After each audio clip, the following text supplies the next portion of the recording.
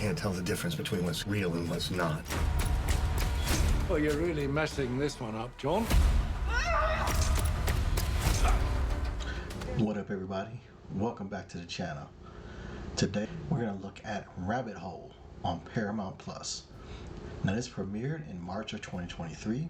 It's going to have 8 episodes in the first season, and each episode is roughly about 45 minutes apiece.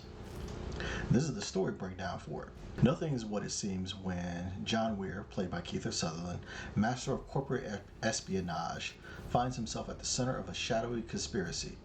After uncovering a dangerous plot by powerful foes with the ability to control populations and subvert democracy, Weir is framed for murder and put on the run, trying to figure out who and what is real and a reality turned upside down. As a man who deals in mistrust and deception, can John Weir trust a team of unlikely allies to outwit an enemy with deep ties to his past and who's bent on using our own data against us? John Weir must navigate a world of surveillance, misinformation, manipulation to uncover the man at the center of the plot and stop him before it's too late. So with that description, you should have a good indicator of who this is for.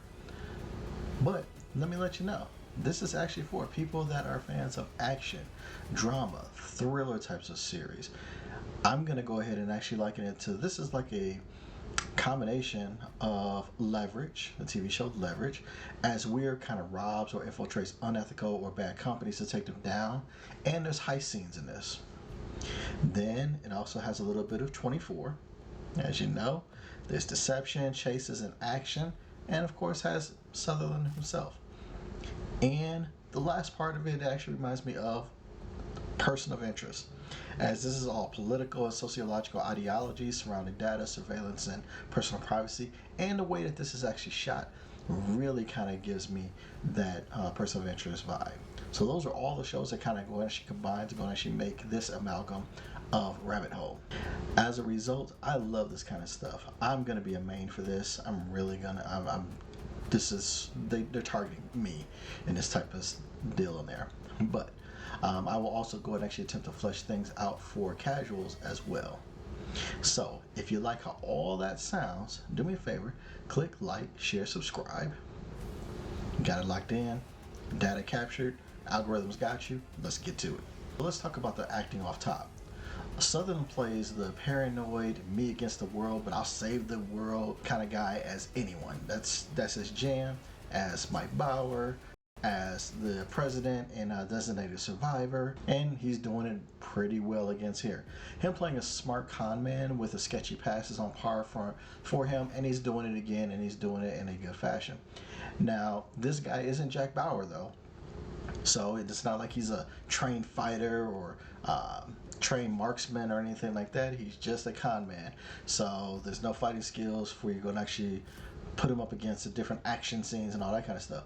But he makes up for it by being kind of a ridiculous mastermind that sees it all, kind of knows what's coming before it happens and all that kind of stuff, and I'm here for it. That is the role that they've put him in here, and he's actually doing a great job on it. The other acting job to go ahead and actually make note of is Maddie plays Haley Winton, a seemingly unwitting accomplice who has gotten caught up in the craziness that is John Weir's life right now. I like her character as she's a good blend of real, smart, and feisty. She's practical, she makes sense. A lot of what she does makes sense in the realm of like somebody just kind of getting caught in this web of craziness and what have you. Plus, I'm still not all the way convinced that she doesn't have anything to do with this, but so far that's what we actually have, and she plays that to make you feel like she is kind of innocent, and she's pulling it off next to Sutherland, and she's pulling it off pretty well, so I like that. The last major character in this is Enid Graham as Maddie.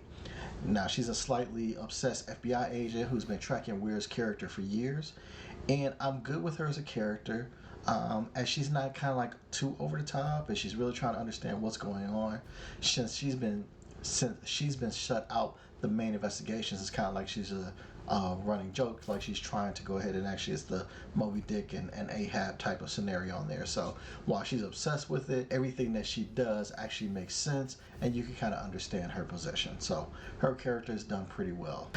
The rest of the side characters that are on there are pretty good. There seems to be good casting in this particular show, as everyone fits their role pretty well. Whether you're talking about mercenaries, whether you're talking about a con man, whether you're talking about business folks, the friends and ancillary characters on here, everybody is actually picked very well, including John's father, who's in here. That character's done pretty well as well. The story is good.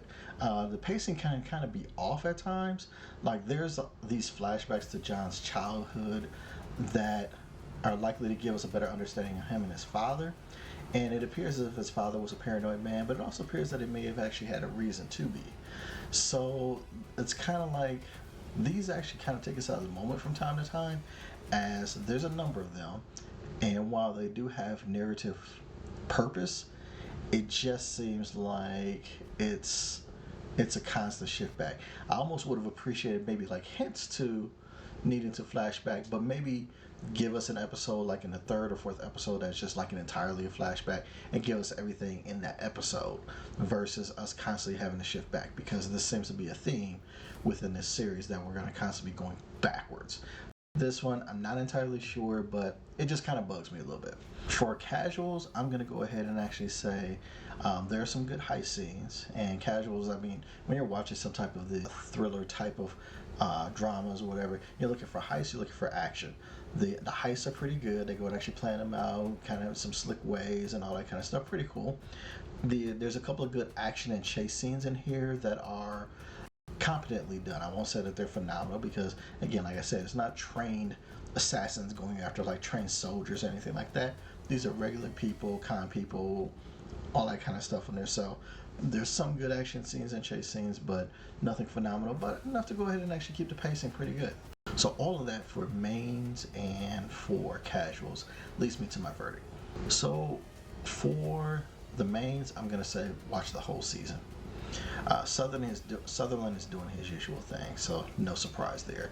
But if you're a fan of these types of shows, this will be right up there with the usual types of things. Person of Interest, 24, Leverage, those types of shows on there. It's just a very good telling of this story that's rooted into data security breaches, all that kind of good stuff. What makes this a bit unique is that the character's constant paranoia kind of makes you wonder if some of what he's seeing and doing is even real, and that makes it a little bit intriguing, because John's been dealing with that all his life. His father was dealing with that for his life, and you're really trying to determine, man, are they just being maybe a little bit too paranoid, or maybe not. For casuals, I'm going to go and actually say watch the first 2 episodes. There's enough to keep casuals entertained for the first 2 episodes, and the premise is solid.